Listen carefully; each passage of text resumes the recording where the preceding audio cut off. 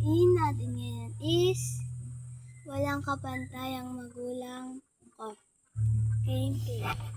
1, 2, 3, set, go! Nung nakita ko siya, may kasamang iba. Ako'y natulala, numunta sa kwarto ko. At tanong ng aking ina, bakit ka nalulungkot? Ang tanging sagot ko lang ay ayos lang po ko. Sabi ng aking ama at ina, huwag ka magtatago ng kahit ano. Kaya namin ikaw gabayan at suportahan. Dahil walang katulad ang magulang ko, walang kapantay ang magulang ko.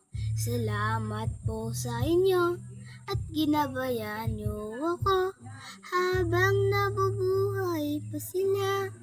Alagaan at mahalin niyo sila at sabihin niyo, mahal na mahal ko kayo. Dahil walang kapantay ang magulang ko. Sariling gawa ko lang po yung song. Okay, bye-bye!